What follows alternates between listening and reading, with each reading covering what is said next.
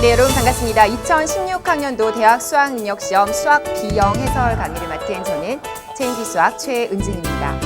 여러분 오늘 하루 정말 고생 많으셨고요.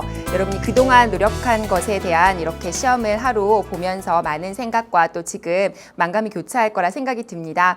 여러분 일단은요. 모든 거 내려놓으시고요. 오늘은 선생님과 함께 내가 어떤 부분에서 실수를 했는지 또 잘했는지 몰랐던 것들 다시 한번 확인하는 시간을 갖도록 하겠습니다. 자, 지금부터 1번부터 풀이 시작해 보도록 하겠습니다. 자, 1번 문항입니다. 자, 우선 1번 문제는요. 전형적으로 많이 나오는 유형이죠. 행렬 문제였습니다. 행렬의 계산 문제였고요. 자, 이 문제는요, 연계가 되었던 문제이고요. 여러분 교재에 수능 완성이었죠. 수완이라고 써드리겠습니다. 수능 완성 실전편에서요. 실전편에서 2페이지에 1번 문제와 아주 유사하게 출제가 되었고요. 사실 연계가 되지 않았다고 하더라도 여러분이 크게 푸는데 문제가 있진 않았을 것 같이 워낙 쉬운 개념을 묻고 있죠. 모든 성분의 합을 묻고 있고요. 따라서 A 더하기 B를 직접 계산을 하시면 되겠죠. 자, 직접 계산을 한다 하시면 A 더하기 B는 각 성분에 있는 같은 성분끼리 계산을 하시고요. 더하기 또 3과 2를 계산하시고요. 또 0과 마이너스 1 계산하시고 마지막으로 2를 계산하시면 되겠죠. 그리고 나면 모든 성분의 합이니까 모든 이 네 가지 값들을 다 더해주면요. 그렇죠. 이쪽은 0이 되고요. A 더하기 8이 되죠.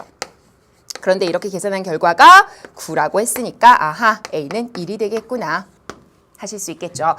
자, 그래서 아주 대표적인 행렬의 계산 문제가 1번에 나왔습니다. 자, 그 다음 두 번째 문제입니다. 2번 문제는요. 여러분 역시 매번 모의평가나 혹은 학력평가에서 출제가 되던 수투의 부분이죠. 극한값을 구하는 문제였습니다. 초월함수의 극한값을 구하는 문제요.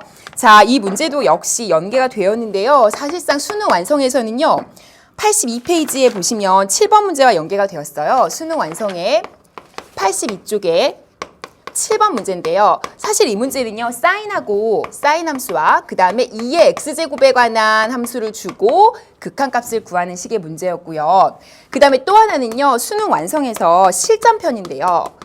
2페이지에 2번 문제를 보시면요. 이때는 2의 x제곱이랑 이때 lnx가 섞여서 또 극한값을 나오는 문제가 나왔습니다. 구하는 문제가. 그래서 이 두 문제가 섞여서 이번에는 사인과 ln 함수를 놓고 극한값을 구하는 문제라고 볼 수 있겠습니다. 자, 어떻게 했었죠? 그렇죠. 사인 3x 밑에 3x가 있다고 생각하고 계산해야 되고 이 밑에는 5x 분의 1이라고 생각하고 계산해야 되죠. 그렇게 하고 조작의 과정을 거치면 어차피 위에는 5x를 곱하고 분모에도 3x를 똑같이 곱하게 되죠. 그리고 나면 이거 다시 한번 써드릴게요. 리미트 x가 0으로 갈 때 5x 분의 ln의 1 더하기 5x가 되고요. 분모는요. 그렇죠. 3x 분의 사인의 3x가 되겠죠. 그런데 이 상태에서 요거는 필요 없었던 건데 원래는 없었던 건데 조작한 거니까 같이 곱해 주셔야 되고요. 3x도 원래 없었던 건데 같이 곱해 주셔야 되겠죠. 그래야 시계값이 변하지 않고요. 그런데 여기까지가 어디로 가나요? 그렇죠. 이만큼이 1로 가고요. 또 여기까지가 어디로 가나요? 또 1로 갑니다. 그리고 XX 해서 답은 3분의 5야 라고 정리하는 기본 계산 문제였습니다. 선생님이 수학2 수업할 때도 항상 중요하다고 말씀드렸던 소재 중에 하나였고요. 사실상 대부분의 친구들이 이런 문제를 보면 그렇죠. 어차피 x분의 1이 있어야 된다는 사실을 알고 있으니까 앞에 있는 계수만 따서 3분의 5가 정답이구나 라고 바로 눈치껏 계산을 하신 분들이 더 많았을 겁니다. 이 정도 계산에는 익숙해지도록 하실 필요가 있었다고 제가 항상 강조를 했던 부분입니다. 자, 그러면 세 번째 문제로 가보도록 하시죠. 자, 3번 문제 볼까요? 자, 3번은 대표적인 기하와 벡터에서 무게중심, 좌표 공간에서 무게중심을 구하는 문제였습니다. 자, 이 문제도 역시 연계가 되었고요. 수능 완성에서요. 197쪽에 몇 번이냐? 15번 문제였습니다. 무게중심을 구하는 대표적인 문제였고요. 이것도 아주 정직하게 나왔습니다. 삼각형의 무게중심의 좌표를 묻는 문제고요. 무게중심 구할 때는 세 개를 다 더해서 3으로 나눈다. 아시죠? 따라서 x 좌표인 요 세 가지를 더해서 a 더하기 1 더하기 2를 3으로 나눴다. 요게 첫 번째.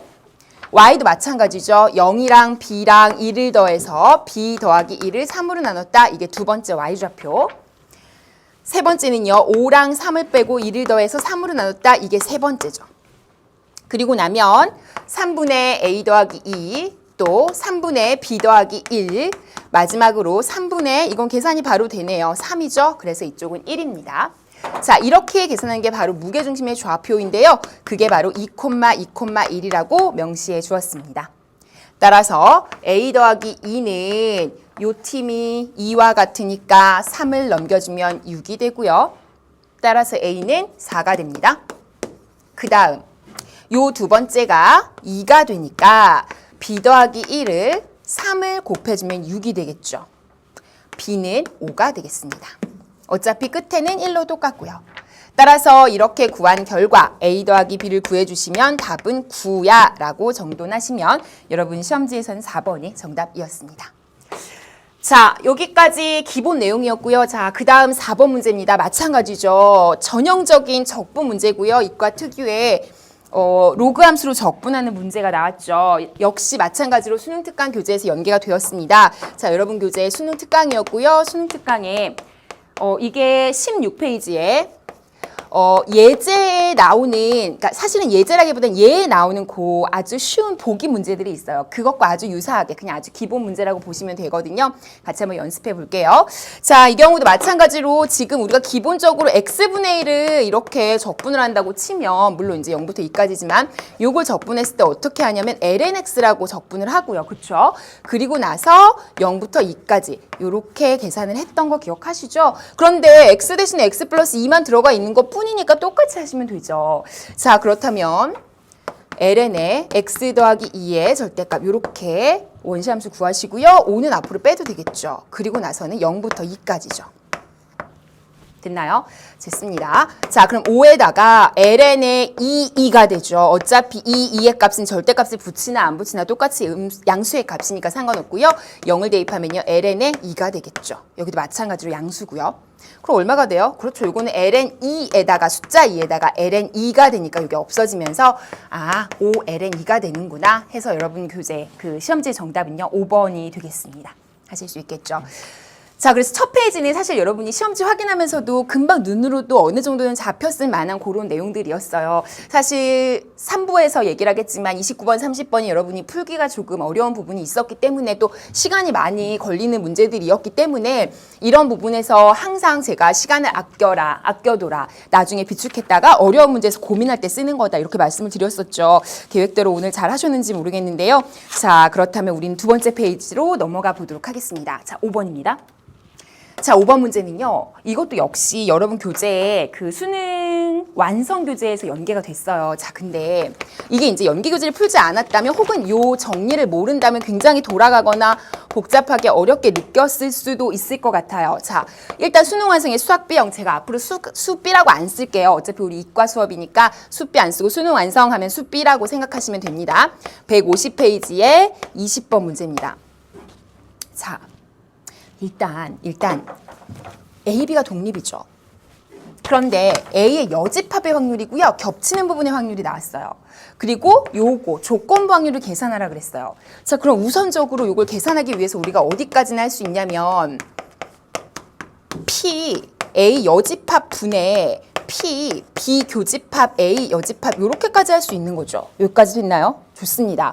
그런데 문제는요. A, B가 독립이라고 하면 P, A, B가 독립이라고 하면 우리가 어떤 사실을 알고 있냐면 교집합의 확률을 구할 때 A의 확률과 B의 확률을 이렇게 곱하는 걸로 구했다는 거 알고 계시죠?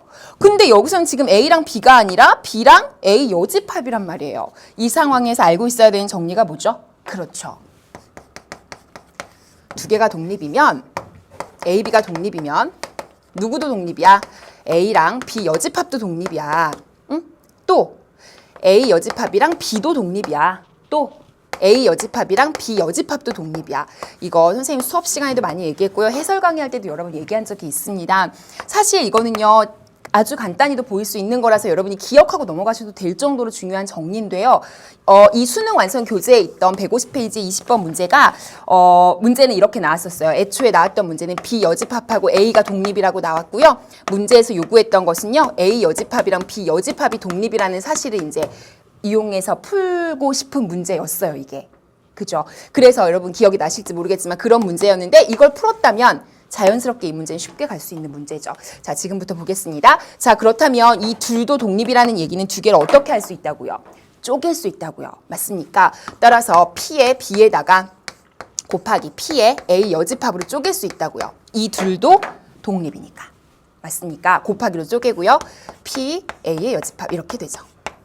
끝났습니다. 왜냐하면 이렇게 약분이 되기 때문에 결과적으로 우리가 구하고자 하는 것은요. P, B, B가 일어날 확률을 구하게 되는 거죠. 맞습니까? 자, 그러면 끝났죠. 이거 다시 한번 생각해 보시면 요거에 정리해 보시면요. 요게 지금 2분의 1이라는 값을 가지는데 A 여집합의 확률이 4분의 1이에요. 그러면 A의 확률이 뭐예요? 1에서 빼면 되죠. 따라서 4분의 3이었습니다. 맞습니까? 그 다음 PB를 여기다 곱한다는 얘기고요. 그렇다면 PB가 뭐가 될까? 3분의 4를 곱하시면 됩니다. 맞습니까? 그러면 3분의 2가 되나요? 네, 좋아요. 따라서 3분의 2가 된다까지 얻었어요. 뭐가? B가 일어날 확률이.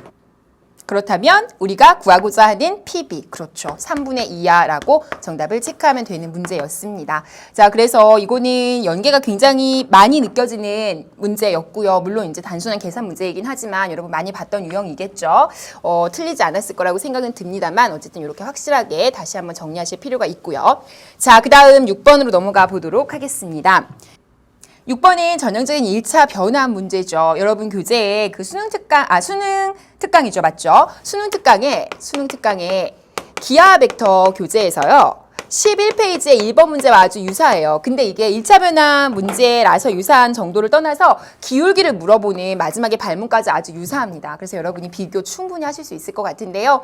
어렵지는 않았습니다. 행렬을 이걸로 나타내지는 1차 변화에 의해서 이 점이 Q로 옮겨진다. 근데 행렬을 줬죠. 그러면 뭐 특별한 느낌은 없으니까 그냥 어렵지 않고 계산하는 게 대입해서 즉 곱하기를 직접 해서 Q점을 직접 구하는 방향으로 가셔도 괜찮아요. 그게 훨씬 빠를 겁니다. 직접적인 계산이. 그래서 이렇게 가시고요. 2하고 마이너스 1을 넣고 곱하시면 되는 거죠. 이렇게 했을 때 얻어지는 점이 뭐냐면 2에다가 마이너스 2니까 0이 되고요. 마이너스 2에다가 마이너스 1이니까 아니죠. 마이너스 4에다가 마이너스 1이니까 마이너스 5가 됩니다. 여기까지 되시죠? 이렇게 했을 때 결과가 Q라는 점이라고 했으니까 이게 바로 Q죠. 그죠? 근데 PQ의 기울기를 구하라고 했으니까 그러면 P가 지금 2, 마이너스 1이고 Q가 지금 0, 마이너스 5인데 요 둘 사이에 기울기를 구하라고 하네. 기울기는 X의 변화량 분의 Y의 변화량이었지. 그럼 0에서 2를 빼볼까? 그러면 마이너스 5에서 마이너스 1을 빼볼까? 그러면 위에는요. 그렇죠. 마이너스 4가 되고요. 아래는 마이너스 2가 돼서 답은 2 이렇게 하시면 되겠죠. 아니면 2에서 0을 빼고 마이너스 1에서 마이너스 5를 빼도 답은 똑같죠. 어쨌든 답은 2가 되는 겁니다. 마이너스가 없는 방향으로 하려면 2에서 0을 빼는 게 조금 더 계산이 쉬웠겠죠. 자, 어찌됐든 이 문제도 굉장히 연계가 아주 눈에 보이는 그런 식의 아주 쉬운 문제였고요. 자, 그럼 7번 문제로 가보도록 하겠습니다.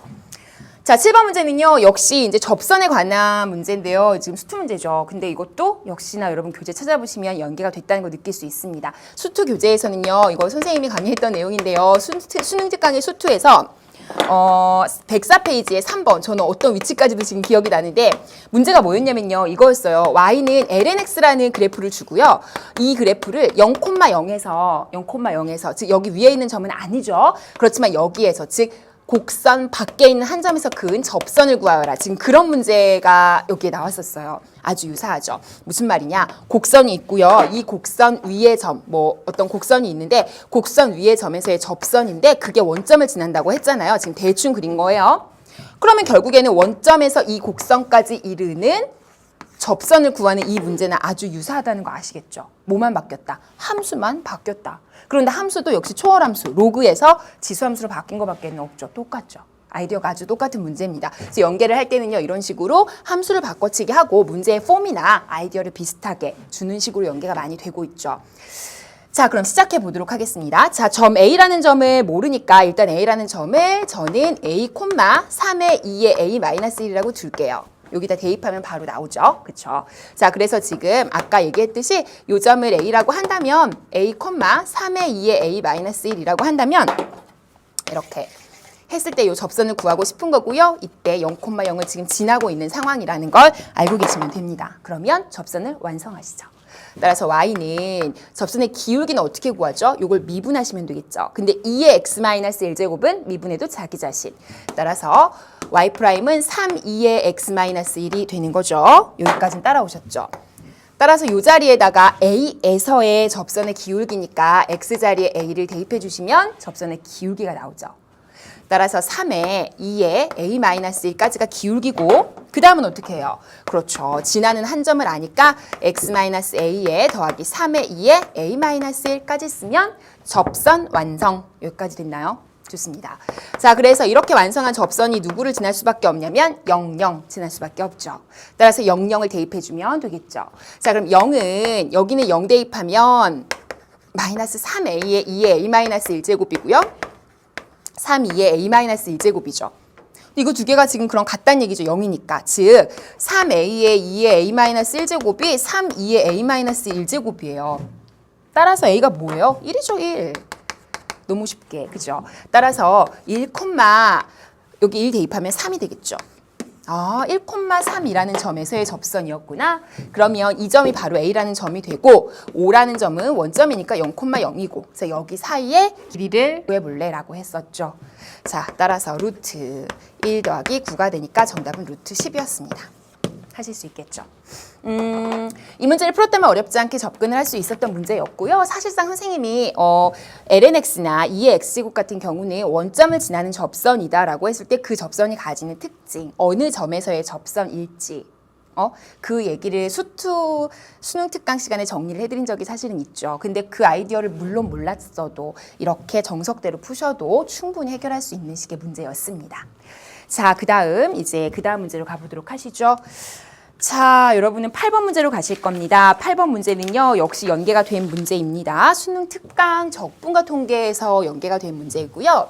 자, 이 문제는 사실 한 개의 동전을 5번을 던지는 과정이니까 그리고 나서 앞면이 나오는 횟수에 관한, 그쵸? 따라서 독립시행의 확률을 따르는 이항분포에 해당되는, 그쵸? 그런 내용인데요. 여러분이 연계가 됐던 수능특강 적분과 통계도 비슷한 그런 내용이었어요. 그래서 수능특강 적분과 통계에 100페이지에 5번 문제가 바로 그런 내용이었는데요. 이때는 동전을 10번 던지는 독립시행에서 라는 식으로 문제를 진행하고 있었습니다. 이걸 풀었다면 당연히 아주 유사한 아이디어로 풀 수 있었을 겁니다. 하지만 다만 여기서는 앞면이 나오는 횟수와 뒷면이 나오는 횟수의 곱이라고 했기 때문에 각각의 독립시행 다시요. 그 횟수를 여러분이 정해줘야 되는 조금은 하나 더 업그레이드된 문제이긴 하지만 그 과정이 어렵진 않아요. 그래서 메인 아이디어는 이거랑 아주 비슷해서 풀 수 있었을 거예요. 자, 일단 이 문제가 아주 특이하게도 제가 처음에 지금 얘기했지만 동전을 5번 던지는데 앞면의 횟수와 뒷면의 횟수의 곱이 6인 그런 경우를 여러분이 구분해 줘야 된다고 제가 말을 해줬죠. 여러분이 생각해 줘야 된다고. 자, 그러면 앞면이 나오는 횟수를 A라고 하고 뒷면이 나오는 횟수를 B라고 하면 더해서 일단 5번을 던지게 되는 거죠. 그런데 나오는 횟수의 곱이 말하자면 곱해서는 6이 되는 거죠. 그리고 A, B는 5 이하의 정수가 되겠죠. 하나도 안 나올 수도 있으니까 물론. 근데 이제 하나도 안 나오면 곱이 6일 리는 없으니까 0은 당연히 아니겠지만 그럼 당연히 그 연립방정식을 직접 풀려고 시도하지 않아도 눈으로 보이죠. 3하고 2 또는 2하고 3이라고요. 따라서 5번 중에 2번이 앞면이 나오는 경우 혹은 3번이 앞면이 나오는 경우, 즉 2, 3 아니면 3이란 말이죠. 무슨 말이냐면 A, B를 이렇게 생각한다면 A를 앞면이 나오는 횟수, B를 뒷면이 나오는 횟수라고 한다면 두 개가 2, 3 아니면 3, 2의 순서쌍을 이룬다는 거죠. 따라서 그때 확률을 계산해 주시면요. 5 컴비네이션 2의 요 첫 번째 겁니다. 앞면이 나오는 확률은 2분의 1 고정돼 있죠. 2제곱, 그 다음에 2분의 1의 3제곱, 그리고 더하기 이렇게 되겠죠. 다시 5 컴비네이션 3은 요 아래 거에 해당되는 확률이 됩니다. 5 컴비네이션 3의 2분의 1 역시 3제곱, 나머지 2분의 1의 제곱 이렇게 되겠죠. 자, 그리고 나면 5 곱하기 4를 2로 나누시고요. 여기는 2분의 1의 5제곱이 됩니다. 다시요.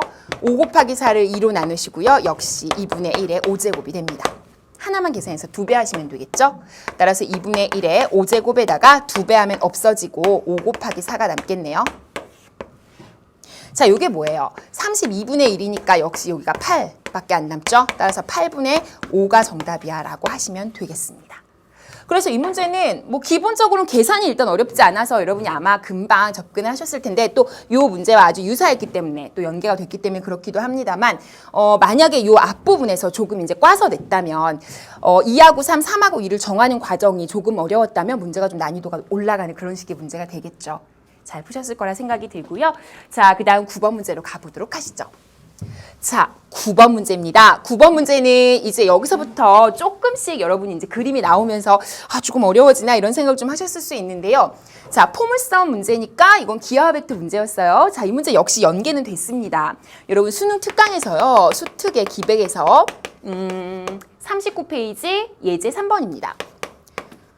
요것도 만약에 이 강의를 듣는 분들이 공부를 하는 이제 앞으로를 준비하기 위한 공부를 하시는 뭐 2학년 학생이라든지 뭐 이런 분들이라면 당연히 연계 제가 해드리는 문제들을 써드리는 문제를 찾아보시는 게 좋아요. 듣는 김에 아시겠죠? 왜냐하면 보면 되게 많이 연계가 됐구나 하는 게 느껴지는 문제 중에 하나예요. 이 문제도. 왜냐면요. 이 문제 자체에서는요. 포물선 문제 일단 똑같은 문제이고요. 포물선의 성질을 이용하면서 동시에 포물선의 접선을 구하게 하고요. 이 수특 문제에서 그리고 나서 그 접선의 x 절편을 구해서 그 다음으로 진행하는 이때는 이제 코사인 세타의 값을 구하는 식의 문제였고 이때는 넓이를 구하는 식의 문제라 마지막 마무리가 좀 달랐을 뿐이지 전체적인 맥락이나 이용하는 것들은 아주 유사했습니다. 포물선의 성질을 이용하고 점을 주고 접선을 구하고 그리고 x 절편도 구해야 되는 그런 상황들 아주 유사했습니다. 자, 그러면요 우리는 그림을 보면서 진행해 보도록 하시죠. 자, 그림은 이렇습니다. 자, 보시면요. 그림 대충 보셔도 감 오시죠? 요 A라는 점을 지금 접점을 정해준 거예요. 접점은 4,4라는 점입니다. 자, 그리고 나서 이 함수 정해줬어요. y제곱은 4x입니다. 자, 그러면 포물선에서 접점을 할 때 그 접선을 구하는 방법은 어떻게 됐었죠? 그렇죠. y1, y는 요거 대신에 y1, y 넣고요. 요거는요. 4에다가 2분의 x 더하기 x1 요렇게 했었던 거 기억하시죠? 자, 따라서 y1은요. 4고요. x1도 4죠. 따라서 4y1은 다시요. 4y는 요 그 접점 자체를 x1, y1이라고 놨을 때 그때 식이니까 요것도 4가 되겠죠. 그리고 요거 약분하시면 2가 되고요. 따라서 2에 x 더하기 4구나. 정리하면 y는 2y는 x 더하기 4구나. 여기까지 하실 수 있겠어요? 좋습니다. 이렇게 한 다음에 접선을 완성했다. 그렇다면 우리가 필요한 게 뭐냐면요. 이 삼각형의 넓이를 구하고자 하는 겁니다. 따라서 이 직선의 x절편이 당연히 필요하고요. 그러면 이 가로의 길이 다시요. 밑변의 길이가 나오는 거죠. 삼각형에서. 그죠? 그 다음에 요 높이의 길이까지 알면 이제 넓이는 완성이에요. 자, 그런데 이게 지금 y축이 아니란 말이죠. 이게 뭐죠? 문제에서 보세요. 그쵸, 준선이라 그랬죠. 따라서 포물선의 초점이 지금 요 방정식이기 때문에 초점이 1,0이란 말이에요. 그러니까 준선의 방정식은 x는 마이너스 1이 되겠죠. 이해하시죠? 그러니까 이때 x축과 만나는 점은 마이너스 1이었고 그럼 요게 x절편을 구한다면 요 길이는 두 개의 사이의 거리를 생각해주면 되겠구나. 그러면 이때 높이는 마이너스 1일 때 그때 y값이 되겠구나. 그러면 요거를 이 식에다가 넣어주면 y값이 나오겠구나. 요렇게 접근을 하는 겁니다. 아시겠죠? 자, 그럼 마이너스 1을 넣어주면요. 죄송합니다. 요 식이 아니라 요 직선에다가, 그죠? 직선의 높이니까 요 직선에다가 x의 마이너스 1을 넣어주면 요 높이가 나오겠구나. 이렇게 접근하시면 됩니다. 자, 아이디어는 다 짰어요. 자, 그럼 s는요. 2분의 1 곱하기 밑변을 구해야 되는데요. 이때 뭐가 필요하다고요? x 절편이 먼저 필요하더라. 그럼 누가 0일 때? y가 0일 때. y가 0일 때 x값은요. 마이너스 4입니다. 따라서 x절편이 마이너스 4가 돼요. 이 점이. 이 길이는 얼마예요? 3이죠. 따라서 밑변은 3입니다. 그 다음 높이를 구해야 되는데요. 요 점에서 요 점까지의 거리인데 제가 아까도 말씀드렸다시피 마이너스 1을 직선에 대입했을 때 그때 y좌표 즉 마이너스 1을 요 직선에 대입하면요. 여기 살짝 대입해주면 이 y가 3이 되니까 y는 2분의 3이 되죠? 맞습니까? 그래서 요 2분의 3이 바로 요 높이가 되더라. 그럼 여기다가 2분의 3 넣으면 되겠네? 여기까지 됐나요? 좋습니다. 그래서 요 과정을 거쳐서 결과적으로는 이렇게 넓이가 나오는 거죠. 자, 갑니다. 4분의 9가 되나요? 좋습니다. 여러분 교재에서 4분의 9라고 골라주면 되겠습니다. 수특 기백 문제 아주 유사했던 문제예요. 이 문제를 풀 수 있었다면 접선을 완성하고 그 다음에 이제 나머지 얘기 쭉쭉 진행할 수 있고요. 오히려 제가 볼 때는 수특 기백 문제보다 이게 좀 더 쉽지 않았나 싶어요. 어찌됐든 잘 연습해 두시면 좋겠습니다. 자, 10번 문제로 가보도록 하시죠. 자, 이제 10번은 전형적으로 많이 나오는 지수 로그 실생활 활용 문제죠. 사실 여러분 이제 수능이 바뀌잖아요. 내년에. 바뀌더라도 내년에도 여전히 중요할 수 있는 부분 중에 하나입니다.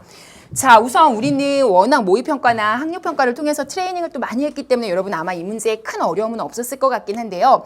문제를 조금 잘못 파악하면 조금 헤맸을 수는 있을 것 같아요. 답을 못 구하진 않았어도. 무슨 말이냐? 어느 금융상품에 초기자산 W0를 투자하고 T년이 지난 다음에 기대자산이 W라고 할 때 이런 관계식을 만족한다. 요거까지는 이해하시죠? 그러면 식을 주니까 그럼 대입하면 되네라고 생각을 해요. 그럼 넘겨볼게요. 그랬는데 이 금융상품에 초기자산, 이제 여기서부터 중요하죠. 초기자산 W0를 투자하고 15년이 지난 다음에 그 다음에 기대자산이 W거든요. 그 W는 초기자산의 3배야 이렇게 가야 돼요. 이게 뭐죠? 그렇죠. 초기자산이니까 W0의 3배야 이렇게 가는 거예요. 다시. 금융상품에 초기자산 W0를 투자하고 그 다음 얘기예요. 30년이 지났다 이번에는. 그렇다면 역시 기대자산 W거든요. 근데 그게 어떻게 된다고요? 초기자산의 K배니까 K의 W0야 이렇게 되는 거죠. 아, 정리할게요. 무슨 말이냐? 15년 후 초기자산 W0였는데 15년 후엔 뭐가 된다고? 요거를 지울게. 잠깐만요. 15년 후에는 뭐가 된다고요? 그렇죠. 3배 이렇게 된다는 얘기죠. 맞습니까? 다시 초기자산 W0인데 몇 년 후? 30년 후. 초기 역시 W0인데 30년 후에 뭐가 된다고요? 그렇죠. K의 W0라고요. 그래서 이 두 가지 조건을 활용해서 이제 문제를 풀란 얘기죠. 됐나요? 자, 그러면 우리가 목표로 하고 있는 대입하고 싶은 그 식은 요거예요. 문제에서 줬죠? AT의 1 플러스 10의 AT. 사실상 지금 A값을 몰라요. 그쵸? A값에 대한 정보는 주지 않았어요. 상수라고 줬죠. 그럼 A값을 어떻게 처리하느냐가 이제 이런 문제의 유형들을 가르는 건데 이 같은 경우는요. 일단 해볼게요. 첫 번째 대입해 보시면요. W0는 그대로 가시고요. 여기 15년 후에 그때 기대 자산이 바로 3W0니까 여기다가만 3W0를 넣고 나머지는 그대로 갑니다. 그렇다면 시간이 15년 후였으니까 T자리에 15를 넣으면 되고요. 1 플러스 10에 15의 A가 되는 거죠. 여기까지 됐나요? 좋습니다. 자, 그러면 이 상황에서 사실상 W0가 약분이 되고요. 2도 1로 넘겨주면 6이 되잖아요. 그러면 A만 모르니까 A에 관한 정보가 나와요. 어디에서? 이 첫 번째 식에서. 첫 번째를 갖고 대입한 거에서. 그래서 A 값을 구할 필요까지는 없고요. A에 관한 식에 대한 정보는 여기서 얻으면 돼요. 왜? 두 번째로 갈게요. 왜 그러냐면 두 번째를 대입하려고 했더니 K의 W0라고 여기 대입하고 2분의 W0에다가 10의 AT인데 이번엔 T가 저기 30년 후죠. 30년 후. 그러니까 30의 A가 돼요. 그리고 1 플러스 10의 30의 A가 돼요. 역시 이렇게 된다는 거죠. 근데 여기는 역시 W0 약분되는 건 똑같은데요. 그럼 2도 넘길까요? 그럼 이렇게 되는데 문제는 요 K값을 구하고 싶은 거라서 그죠? 요 위의 식을 이용해서 A값에 해당되는 것들을 정리해 줄 필요를 느끼는 거죠. 왜? 우린 K를 구해야 되니까. 됐죠? 자, 그럼 1번을 정리할게요. 6은 10의 15제곱의 A에 1 플러스 10의 15의 A의 제곱 이렇게 되는 거죠. 그죠? 자, 이걸 정리해주면 저 같으면 10의 15a제곱을 그냥 라지 a 같은 걸로 놓고 처리할 것 같아요. 자, 6은 a에 1 플러스 a니까 a제곱 더하기 a에서 6을 뺀 게 0이고요. 3, 2에 뿔마 가서 a는 2 또는 마이너스 3이 되는 겁니다. 그런데 a는 지수로 정리했으니까 마이너스는 되지 않죠. 따라서 A가 2가 되고요. 결과적으로는 이걸 가지고 움직이시면 되죠. 자, 그럼 이제 본격적으로 우리가 하고 싶었던 내용이었습니다. 이 K가 10의 30a제곱에 1 플러스 10의 30a제곱을 하고 싶은 거였어요. 자, 그러면 2라는 값을 여기 넣어주면 되는데 30a제곱은 10에 15a제곱을 제곱하면 되는 거 맞죠? 맞습니까? 지수의 관계에 의해서. 따라서 이쪽은 4가 되고요. 제곱하니까 여기도 4가 됩니다. 계산이 의외로 쉽네. 5, 4, 20인데요. 그때 K값은요. 10이 되겠죠. 따라서 이 문제는 K 구하는 거 맞죠? 답은 10이 되겠습니다. 자, 전형적인 지수로그 함수에 해당되는 내용이고요. 이때는 항상 고민을 한다고 얘기했었죠. 주어진 조건에 관한 식을 가지고 이제 대입을 하는데 그때 대입한 두 식의 관계를 보고 고민을 하죠. 그때 이 15a제곱이 서로 같이 나누는 과정에서 약분이 되는 경우도 물론 있고요. 그렇지 않고 이 같은 경우는 첫 번째 식에서 15a제곱, 10의 15a제곱이라는 이 상수 부분을 구할 수 있는 경우도 물론 있어요. 이 경우는 구하는 경우예요. 그리고 두 번째 식에 대입하는. 잘 연습하셨던 분들은 어렵지 않게 풀지 않았을까 싶고요. 소재 자체가 좀 신선했지 아마 이제 금융상품에 관한 그런 내용이라 그것들 때문에 이해를 못해서 좀 어렵나 이런 생각은 했을 수 있지만 전반적인 내용은 우리가 기존에 다뤘던 내용이었습니다. 자, 이번에는요 11번과 12번 세트형 문항으로 가보도록 하겠습니다. 자, 여러분 11번, 12번은요 세트형이지만 우리 계속해 왔던 것처럼 11번을 못 풀어도 12번 푸는데 지장 없고 이런 상황이에요. 이번에도 그렇게 나왔고요. 자, 같이 한번 보겠습니다. 11번 문항은요 이제 함수를 이렇게 줬어요. 두 개로 나눠서 줬네요. 0보다 작을 땐 이렇게, 0보다 크거나 같을 땐 이렇게. 그래프도 아예 그려줬어요. 그림이라고. 볼까요? 이렇게 준 상태에서 문제에서 원하는 건 뭐죠? 0부터 1까지 사이에서 함수의 그래프와 x축 및 x는 1로 둘러싸인 부분을 밑줄 치시죠. x축 둘레로 회전. 맞아요. x축 둘레로 회전한다는 얘기는 파이의 y제곱 dx. 요런 식은 여러분이 기본적으로 떠올릴 수 있죠. 적분과 통계 내용.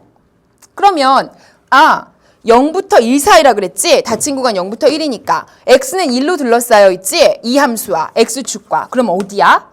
여기지? 0부터 1까지니까 요 부분. 그러니까 말하자면 요 함수인 거예요. 요 함수. 요거. 그죠? 요 함수를 x축 둘레로 이렇게 회전해서 회전체를 만들어서 그때 부피를 구하는 그런 식의 문제인 거 아시겠죠? 좋아요. 자, 그러면 요거 그대로 갖고 올라오면 파이에 0부터 1까지고요. y제곱이 dx 이렇게 가면 돼요. 그럼 우리가 계산을 하기 위해서는 y라는 식을 구해서 넣어야겠네요. 자, 그러면 이때 따르는 함수가 뭔지가 중요하겠죠. 왜? 함수를 좀 지저분하게 줬죠. 자, 그럼 우리가 원하는 함수는 요 함수거든요. 그럼 요 함수가 뭐였냐면요. 원래는 원체 이렇게 내려온 함수를 x축에 대해서 접어 올려서 위로 뻗치고 위로 뻗쳤는데 그 중에서도 0보다 크거나 같은 부분만 살려놓은 상황인 거죠. 아까 초기 모양을 보면 그렇잖아요. 그죠? 따라서 요 아래 함수 요걸 따른 거예요. 0보다 크거나 같을 때 요거. 근데 그 중에서도 절대값이 붙었으니까 요렇게 있는 걸 접어 올린 거라는 거죠. 맞아요. 근데 잠깐 다시 한번 볼게요. 보면 최고차항이 x제곱이네요. 5네요. 5 최고차항이 0보다 크죠. 그러면 선생님이 말을 잘못했네. 그게 아니라 원래 함수가 이 밑에로 이렇게 되는 거구나. 그치? 그래 놓고 이거를 접어 올린 거구나. 이렇게 된 거죠.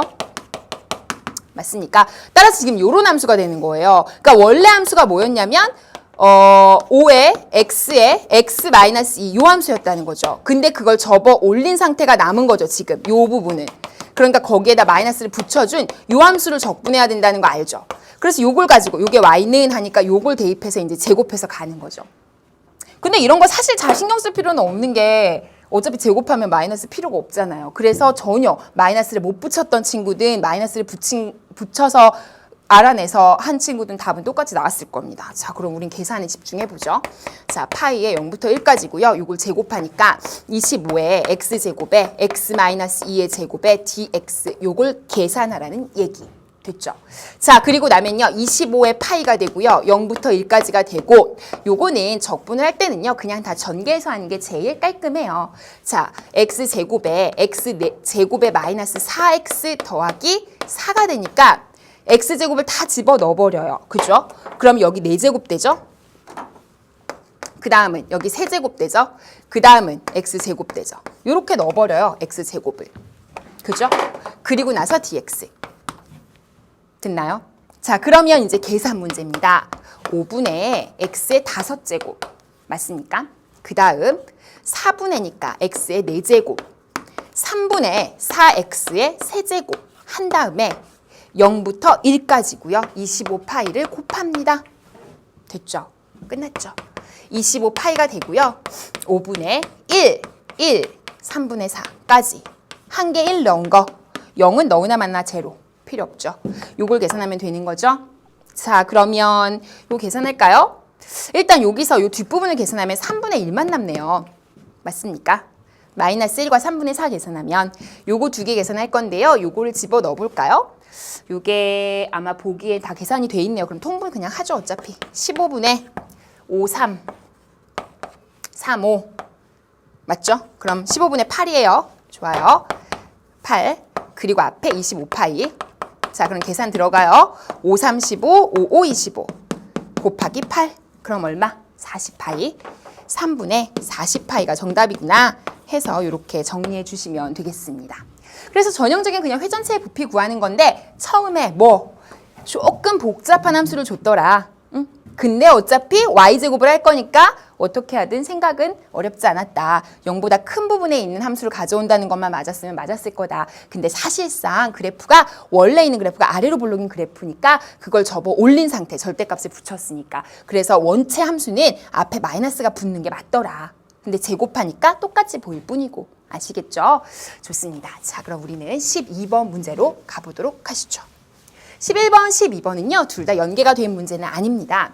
그런데 12번 문제는 문제가 좋은 게요. 워낙 많이 등장했던 문제이기도 해요. 우리 원래 무리방정식 공부할 때 수투에서 무리방정식은 직접 푸는 단순 계산 문제로도 많이 나왔었고 최근에는 그래프를 해석하는 식의 문제 혹은 분수 방정식에서 나올 수도 있고 혹은 뭐 그런 식의 부등식에서 나올 수도 있지만 어쨌든 그래프 해석이랑 연관지어서도 많이 나와라고 제가 항상 강조했던 부분이 있어요. 마찬가지입니다. 무리방정식 문제이긴 하지만 무리방정식을 단순히 푸는 걸 떠나서 그래프 해석을 하는 문제예요. 서로 다른 실근의 개수를 구하는 거니까 만나는 점의 개수를 구하는 거랑 똑같죠. 즉 만나는 점의 개수. 자, 그러면 이제 시작해 보겠습니다. 자, 요 함수를 먼저 정리정돈을 해야겠죠. 자, 그렇다면 이쪽으로 올까요? 4-fx의 루트를 씌운 게 1-x더라. 제곱을 하면 4-fx가 이쪽은 1-x의 제곱이더라. 자, 그러면 우리는 사실상 fx라는 함수가 이름이 복잡하긴 해도 아주 단적으로 그래프를 알려줬기 때문에 그래프를 fx를 명확하게 알고 있기 때문에 fx를 남기는 게 상당히 유용해요. 자, 정리하면요. 1 마이너스 요걸 넘기니까 1 마이너스 x제곱에 마이너스를 붙여야겠네요. 그쵸? 마이너스에 1 마이너스 x의 제곱, 그 다음에 4는 그대로 있습니다. 여기까지 되시죠? 자, 그러면요. 그대로 정리해 보시면요. 마이너스에 1 마이너스 2x에 더하기 x 제곱이 됩니다. 그리고 더하기 4죠? 좋습니다. 자, 이제 계산 들어갈게요. 마이너스 1에 플러스 2x에 마이너스 x제곱 더하기 4 하면 마이너스 x제곱에 더하기 2x에 더하기 3이로구나. 그래서 이런 그래프가 나온다는 걸 알게 돼요. 근데 사실은 이게 의미는 없고 이게 사실은 중요해요. 왜냐면 우리는 y는 fx라는 함수와 y는 요 함수라는 함수가 뭐 하는? 그렇죠. 만나는 점의 개수를 구하는 문제였잖아요. 그렇죠? 그러니까 결국엔 오른쪽 파트도 그래프에 얹어서 그리길 원하는 거죠. 그러려면 꼭지점을 알고 있는 요 그래프가 유용하다는 건 아시겠죠? 그럼 요거 다시 한번 정리해주면요. 요건 어차피 x-1의 제곱에 더하기 4와도 어차피 일치하죠. 맞습니까? 따라서 요 그래프를 가지고 가서 해볼게요. 1,4가 꼭지점의 좌표가 되고요. 그걸 기준으로 이제 해주면 되죠. 자. 그런데 여기서 여러분이 조심하실 게 있습니다. 이 문제를 아마 조금 삐끗해서 푸셨으면 답이 4개가 나왔을 거예요. 그러면 틀렸습니다. 왜냐면요. 여러분 무리 방정식의 가장 포인트는 뭐라 그랬죠, 제가? 그렇죠. 무형근을 제외하자. 무형근을 제외해야 돼요. 자, 그럼 이 상황에서 무형근은? 그렇죠. 제곱하기 전에 보시면요. 루트 값이기 때문에 이쪽이 뭐 해야 돼요? 0보다 크거나 같아야 되죠. 그죠. 따라서 x를 넘겨주면요. x가 1보다 작거나 같다라는 범위가 자연스럽게 생길 수밖에 없어요. 요 부분에 해당되는 그래프만 생각하셔야 돼요. 그러면서 뭐 요거나 요거랑 만나는 점을 구하시면 되죠. 자, 그러면 일단 1보다 작거나 같은 영역이 어딘지도 볼게요. x가 1보다 작거나 같은 영역이니까 요 왼쪽 파트입니다. 맞습니까? 자, 그 다음에 지금 우리가 구해놓은 우변에 해당되는 2차 함수의 꼭지점의 좌표가 1,4고 위로 볼록이에요. 맞습니까? 그리고 제가 요거 구해놓은 이유가요. 사실은 요 x절편이 누군지도 좀 보고 싶어서. 왜냐? 조금은 정확하게 그려줘야 만나는 점의 개수가 보이거든요. x절편 잠깐 보시면 0을 만족하는 x의 값이니까 3하고 1로 인수분해 되는 거 알죠? 마이너스 하면 이렇게 되잖아요. 마이너스 2x 다시 여기다 잠깐 할까요? x제곱 마이너스 2x 마이너스 3은 0이니까 3일에 맞불하니까 3하고 마이너스 1이잖아요. 그쵸? 따라서 이쪽으로 오세요. 3하고 마이너스 1이라는 점을 지나면서 x절편이니까 그러면서 1,4가 즉 한 요 정도 위치가 꼭지점이 돼서 이렇게 내려오는 식의 그래프가 될 거라는 겁니다. 그런데 그냥 했다면 몇 개가 나온다고요? 제가 얘기했죠? 하나, 둘, 셋, 4개까지 나올 수 있는 상황이에요. 사실상. 여기 조금 삐뚤어졌는데 여기에 맞춰줘야죠. 어찌됐든. 그죠? 근데 제가 뭐라 그랬어요? 1보다 작거나 같은 쪽이니까 결국엔 누구랑 누구만 돼요? 이쪽과 이쪽 2개만 되는 거 아시겠어요? 만나는 점이. fx랑 만나는 점이. 그쵸? 따라서 정답은 몇 개다? 2개다. 이렇게 완성하시는 겁니다. 좋은 문제입니다. 여러분이 요즘에 항상 계속 나왔던 그런 소재의 무리함수, 무리방정식 혹은 분수방정식을 그래프와 연관시키는 아주 교육과정에 충실했던 그런 문제라고 보실 수가 있겠습니다. 자, 그러면요. 그 다음 문제로 가보도록 하시죠. 자, 13번 문제입니다. 자, 여러분 13번은요. 작년 수능에 나오지 않았다고 해서 여러분이 무시했을 수도 있을 것 같아요. 하지만 제가 누누이 얘기하지만요. 빠지는 유형, 대표 유형들로 나왔던 문제가 하루에 빠졌다 해서 그 유형이 중요하지 않아서 안 나오냐, 그게 아니고요. 전체적인 난이도를 조절하다 보면 너무 어려우니까 요거는 이번에 좀 뺄까? 좀 쉽게 바꿔볼까? 이렇게 가다 보니까 그렇게 되는 거지. 절대 이 소재가 중요하지 않아서 빠졌던 건 아니에요. 올해 보세요. 또 나왔잖아요. 자, 같이 한번 보겠습니다. 자, 무한등비급수 도형에 활용한 문제이고요. 아이고. 요렇게 이제 그림이 있어요. 그러면 이거는 원했던 건 뭐죠? 항상 이런 문제는 뭐부터 구하자? 그렇죠. 공비를 구해야 돼요. 근데 이제 공비는 보통은 닮았다 하면 닮은 비를 이용해서 많이 구하고요. 그 다음에 개수에 관한 공비를 또 구하죠. 맞죠? 개수가 늘어나는 거에 있어서도 2배, 2배씩, 뭐 하나, 2개, 4개, 8개 되면 2배씩이고 하나, 3개, 9개, 27개 이렇게 가면은 공비가 3이고 개수에 관한 공비도 있는지를 살펴보셔야 돼요. 그 다음에 두 번째는요. 뭘 구하자? S1, 처음, 초항, 첫 번째 그 넓이의 합을 구하자. 그 다음엔 어떻게 하자? 진짜 구하고 싶은 S는 1-R분의 A 이렇게 구하는 거죠.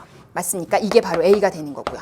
초항이니까. 그쵸? 그래서 이 공비를 구하는 과정부터 먼저 거치도록 하겠습니다. 자, 가만히 보시면요. 맨 처음에 문제에서 한 변의 길이가 5인 정사각형이라고 줬어요. 그리고 문제에서도 뭐라 그랬냐면요. 5등분점을 잡은 거예요. B, D 있죠? 요걸 이어서 5등분점을 잡아서 그때를 P1, P2, P3, P4, D 이렇게 간 거예요. 그러니까 결과적으로는 요 대각선의 길이가 전부 5등분이 돼서 이렇게 나눠져 있다는 얘기로 할 수 있겠죠. 자, 그러면 5가 한 변의 길이를 5로 가지는 대각선은 피타고라스 정리에 의해서 당연히 5루트 2가 되는 거죠. 그런데 요거 하나하나가 다 전부 다 같은 비율로 가져갔다는 얘기는 요 하나하나의 길이는 전부 다 루트 2라는 걸 알게 되는 겁니다. 여기까지는 되시죠? 자, 그러면 그 다음 단계로 갔는데 요 안에 요 사각형에서 이렇게 수선을 내려 긋고 이 안에서 또 똑같은 작업을 했어요. 이해하시죠? 자, 이렇게 했을 때 일단 두 도형이 닮음인지부터 먼저 생각해 볼까요? 그래야 공비를 쉽게 구하니까. 근데 보니까 닮음이 맞죠. 닮은 비는 아직 모르겠지만 자가 복제를 계속 해나가고 있잖아요, 지금. 그러면 도대체 닮은 비가 어떻게 되느냐? 닮은 비를 따질 때는요, 여러분이 구하기 제일 쉬운 단서를 잡으셔야 돼요. 무슨 말이냐면 우리가 지금 요 길이를 가지고 얘기하고 있으니까 닮은 요 작은 정사각형 안에서도 요 대각선의 길이를 가지고 따지면 길이 대 길이의 비가 결국에는 닮은 비가 되고요. 우리가 원하는 건 닮은 비의 제곱의 비가 필요하잖아요. 사실상. 왜? 넓이니까. 그죠? 지금 넓이 얘기하고 있으니까. 따라서 요 닮은 비를 구하고 그걸 제곱하면 되겠구나. 이때 단서가 되는 건 대각선으로 따지자. 맞죠? 아니 왜냐면 이 전체 사각형하고 이 사각형이 닮았다면 이 한 변의 길이도 닮았지만 한 변의 길이도 닮은 비가 일정하겠지만 대각선의 길이도 길이가 일정할 거 아닙니까? 그렇게 따지는 게 훨씬 여러분이 보긴 쉽다고요. 따라서 그걸 기억하시면 되고요. 그러면 요거는 5루트 2죠. 전체의 길이는. 그럼 이건 이쪽도 대각선이 똑같을 테니까 이 길이를 생각해 볼까요? 근데 이렇게 연결했다고 치면요. 여기가 지금 얼마죠? 여기가 얼마죠? 같겠죠? 근데 요 안에는 얼마예요?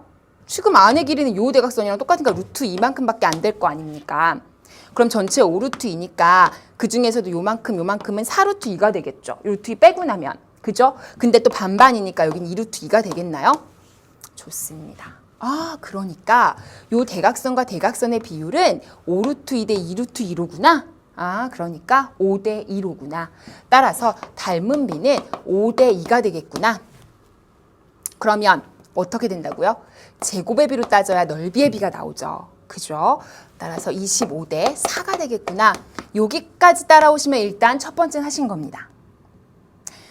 자, 그 다음에 이제 개수에 대한 얘기를 좀 해보도록 하시죠. 자, 개수로 넘어가면요. 일단 처음엔 5개였어요. 그런데 그 5개짜리 한 팀이었어요. 그런데 여기는 한 팀에다가 그 다음에는 그게 2팀이 돼서 나갔죠. 그죠? 그 다음은요.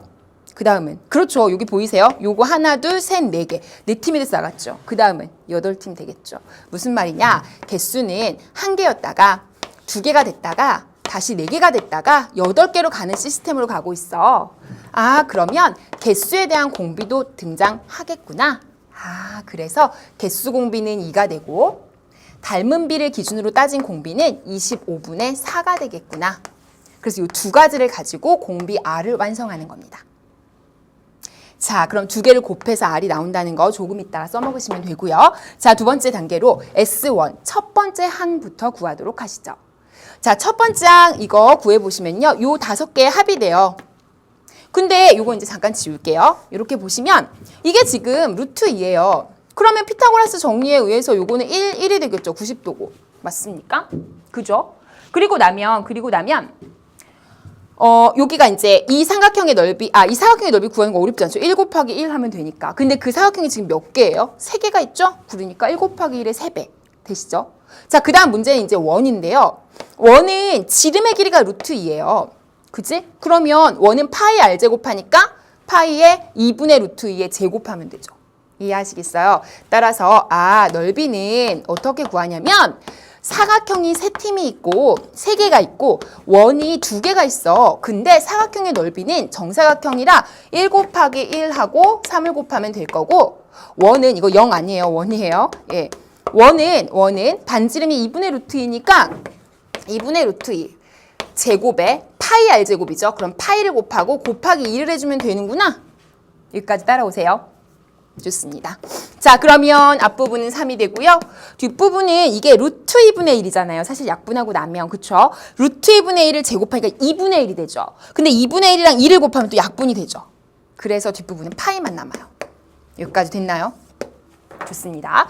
자, 그래서 S1까지 구했습니다. 자, 그럼 우리 2단계까지 왔고요. 이제 마지막 3단계입니다.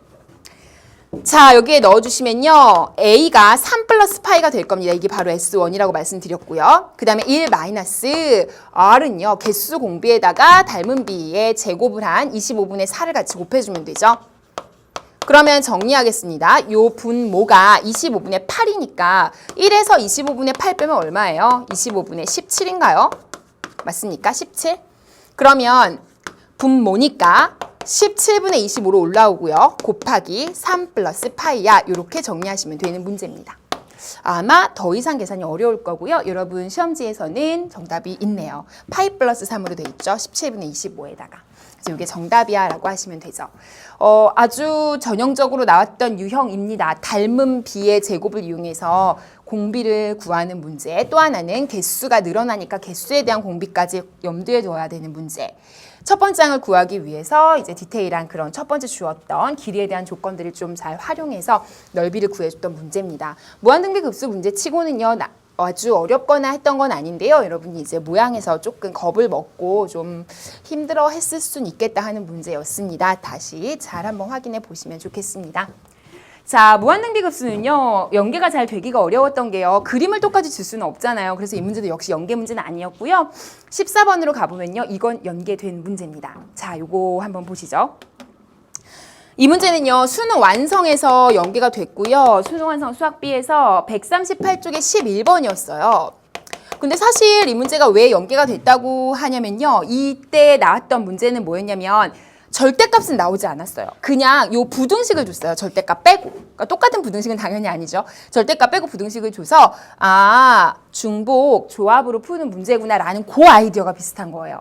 근데 결코 이 문제를 풀었다고 해서 요 문제 14번 문제 맞췄을 거라고 저는 확신하진 않아요. 왜냐하면 절대값이 있고 없고는 굉장히 큰 차이가 나거든요. 여러분이 일단 문제를 보자마자 헉 하는 느낌이 좀 있어요. 그래서 혹시 이 문제를 풀고도 못 풀었을 수 있을 것 같다는 생각은 듭니다. 하지만 그 과정이 어렵진 않으니까 지금 한번 들어보시죠. 자, 수능 완성에 나왔던 문제는 부등식만 줬는데요. 만약에 부등식만 줬다고 생각을 하면 우리도 이 문제도 이런 식의 상황인 거죠. 무슨 말인지 아시겠죠? 그러니까 이런 상황을 주고 이걸 만족시키는 ABC 순서쌍을 구하라는 거예요. 그러면 잘 모를 때는 확률 통계 문제에서는요, 일일이 나열해 보는 게 가장 좋아요. 특히 요즘 수능의 트렌드도 살짝 그렇기도 하고요. 하나씩 나열하다 규칙을 발견하고 그걸 일반화해서 푸는 식의 문제가 굉장히 많잖아요. 따라서 이 문제도 그렇습니다. 그러면 어떤 순서쌍이 여기에서 만족시키는 걸까를 고민해 보시면요. 이를테면 만약에 이런 식으로 문제를 바꿔줬었다면 111 어떠세요? 괜찮죠? 왜? 1보다 크거나 같으면서 5보단 작거나 같으면서 세 정수 만족하잖아요.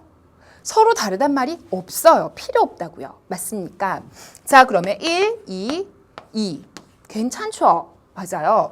그러면 1, 3, 4. 어때요? 괜찮죠? 근데 만약에 3, 2, 1. 어때요? 안 되죠. 왜냐면 3, 2, 1이 오는 순간 3이 제일 큰 수기 때문에 그걸 C가 가져가야 돼요. 응? 그러니까 이런 건 의미가 없어요. 이거는 1, 2, 3 세면 끝이에요. 여기에서 이미 세버린 거라고요. 제 말 이해하시겠어요? 그러면 1, 2, 3과 3, 2, 1이 구분이 되지, 그러니까 같은 걸로 취급할 수밖에 없는 거죠. 왜냐면 3, 2, 1을 가져와도 A는 3을 가질 수가 없어요. C가 가져가야 되는 거지. 제일 큰 거는. 그러면 어떤 특정한 순서쌍을 가져오면 그때 배치는 자연스럽게 되는 거죠. 키 큰 순서대로 알아서. 그러니까 순열이에요? 조합이에요? 그렇죠. 조합으로 뽑아야 되죠. 아시겠죠? 그 다음 아이디어는 이겁니다. 그러면 이렇게 가다 보면 마지막은 555까지 되지 않을까? 그죠. 5보다 작거나 같고 상관없고요. 마지막은 중복을 허락하는지를 염두에 둬야 되는데요. 555가 되거나 122가 됐다는 얘기는 서로 이 중에 같은 게 있어도 상관이 없다는 얘기죠. 즉 중복을, 이게 너무 이렇게 썼네요. 중복 조합이라고 쓸게요. 중복을 허락해서 조합으로 뽑는 문제라는 얘기입니다. 그래서 어떻게 하면 돼요? 5개, 1, 2, 3, 4, 5 중에서 중복을 허락해서 몇 개를? 3개를 뽑는 중복조합의 개수로 귀결되는 문제입니다.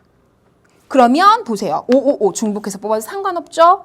뽑고 나서 순서 상관없죠? 조합 맞죠? 중복도 다 들어가죠? 그래서 이렇게 되는 중복조합 문제. 이게 우리 연기교재 나왔던 문제예요. 물론 요거보단 조금 복잡했지만 부등호를 2개 줬나 뭐 양쪽으로 줬나 그래가지고 조금 복잡했지만 요거가 우리 교재에 나왔던 문제였고 이 문제 같은 경우는 절대값이라는 변수를 줬단 말이에요. 그러면 상관없어요. 그냥 일단은 요렇게 놓고 생각하세요. 그리고 나서 우리는 지금 A, B, C의 순서쌍을 구한 게 아니고 A 절대값, B 절대값, C 절대값의 순서쌍만 먼저 구하는 거예요. 아시겠죠? 그래서 이게 1단계가 돼요. 요 순서쌍만 먼저 구하는 게. 그리고 나면 일단 요거 계산부터 할게요. OH3으로 계산하면 되죠. 그렇게 되면은 A 절대값, B 절대값, C 절대값의 순서쌍이 나오는 거예요. 여기까지 하면. 요까지 먼저 계산해 볼까요? 그럼 어떻게 계산하죠? 2개를 더하고 1을 빼죠. 그래서 5 더하기 3 컨비네이션 3이니까 컨비네이션 마이너스 1하고 3이니까 7 컨비네이션 3이죠? 따라서 7, 6, 5를 3, 2로 나누니까 얼마예요? 35인가요? 일단 여기까지 돼요? 좋아요. 끝났을까요? 답 없잖아요. 보기 중에. 안 끝났죠. 우리가 지금 한 것은 A 절대값, B 절대값, C 절대값의 값의 순서쌍의 개수를 구한 거예요. 그러면 어떤 경우가 나올지 생각해 보세요. 만약에 111이었다면 이게 어떤 의미를 얘기할까요? 절대값이 1이었다는 얘기니까 실제 값은 1이나 마이너스 1이 다 될 수 있었다는 거죠. 정수니까. 이해하시죠? 그러면 111 하나만 가지고도 이쪽으로 잠깐 오실래요? 111 하나만 갖고 보세요. 대표로. 그러면 마이너스 1, 11 될 수도 있죠. 아니면 그대로 111 될 수도 있죠. 맞아요. 아니면 이번에는 1 가는데 여기가 마이너스가 될 수도 있죠. 이해하세요? 지금 어떤 상황들인지 펼쳐지는지 아시겠죠? 즉, 요거 자체도 두 가지 의미를 가지고 그때마다 이거 자체도 두 가지 의미를 가져. 뿔마 1. 즉, A가 1이나 마이너스 1이 될 수 있듯이 A가 B도 1이나 마이너스 1이 될 수 있고 그때 C도 1이나 마이너스 1이 될 수 있어. 지금 이런 얘기잖아요. 그럼 이 2를 뭐 하라는 얘기예요? 경우니까 다 곱해야죠. 곱의 법칙. 이게 곱의 법칙이죠. 문제는 아주 신선했죠. 따라서 결과적으로는 우리가 35로 구해놓은 거에다가 2를 또 곱하고 또 2를 곱하고 2를 곱해서 계산 한 개 정답이 되는 거예요. 하실 수 있겠습니까? 네. 그러니까 1이라는 게 이게 A가 아니라 A 절대값, B 절대값, C 절대값을 의미했던 것이기 때문에 절대값이 1이라는 건 뿔마이를 얘기한 거고 이것도 마찬가지니까 그때마다 다 이렇게 수영도를 그릴 수 있는 상황이면 항상 제가 강조했죠. 곱의 법칙이라고. 그래서 그 2를 다 곱하게 되는 거죠. 따라서 정답 계산해 보시면요. 4, 2, 8이고요. 8, 5, 40, 8, 3, 24 하면 280인가요? 예, 그래서 여러분 시험지에서 정답 280으로 고르실 수 있겠습니다. 자, 일단 14번 문제 같은 경우는요. 여러분 중복조합 문제가 지금 매년 등장하고 있습니다. 그리고 교육과정이 바뀌더라도 중복조합 문제는 여전히 중요한 소재로 나올 수 있는 파트 중에 하나예요. 전혀 교육과정이 바뀌면서도 변화가 없고 똑같이 들어가는 내용이거든요. 그렇다면 지금 중복조합 문제가 이미 출제가 많이 되었기 때문에 제가 항상 모의고사 해설 강의에서도 말을 했지만 언제나 이미 많이 나온 소재지만 중요하다면 똑같이 내지는 않을 거다. 어떻게? 응용할 거다. 그 소재를 내지만 거기서 조금씩 문제를 바꿔가면서 문제를 낼 거다 얘기를 했었죠. 이번 수능에서도 역시나 마찬가지로 이렇게 출제가 되었습니다. 그래서 여러분이 이런 거 염두에 두시고요. 공부를 하실 때는 이제 원체 기본 문제에 충실을 하시되 거기에서 조금씩 변형된 문제에 좀 적응력을 높이실 필요가 있어요. 실제로 이 수능 완성 문제도 어떤 식으로 문제가 나왔었냐면 요거가 절대값이 붙었던 건 아닌데요. 제가 정확히 문제를 기억은 못하는데 이런 식으로 부등호가 이 몇 개가 섞여 있었어요. 이렇게 가운데 숫자를 끼고. 이해하시겠어요? 그래서 이건 중복조합을 2번 써줬어야 되는 문제가 되는 거였거든요. 그래서 이 문제도 나름 수능 완성 문제도 여러분이 많이 보지 못했던 유형으로 생각해서 좀 참신한 문제였다면 이 아이디어를 그대로 가져오면서 또 이렇게 절대값까지 씌워서 문제를 했기 때문에 여러분이 또 연습이 좀 필요했던 문제, 그러니까 기본적인 중복조합에 대한 기본 개념의 이해가 좀 필요했던 문제가 아닐까 싶습니다. 자, 올해 수능으로 2017년에는 수능이 조금 유형이 바뀔 수 있고요. 또 교육과정 자체가 변하기 때문에 올해 중요하게 다뤄졌던 부분이 내년에는 또 중요하지 않거나 혹은 교육과정 자체에서 빠져서 시험 범위가 안 될 수도 있어요, 여러분. 하지만 이런 것들 잘 구분해 가면서 여전히 중요한 내용들은요. 1학년, 2학년 학생들이라면 또 보면서 다시 한번 확인하시고 또 그 기출문제에 익숙해지는 연습을 좀 하셔야 될 겁니다. 우리 14번까지 문제풀이 해봤고요. 정말 수고 많으셨습니다. 우리는요, 다음 강에서 15번부터 다시 문제풀이 하도록 하겠습니다.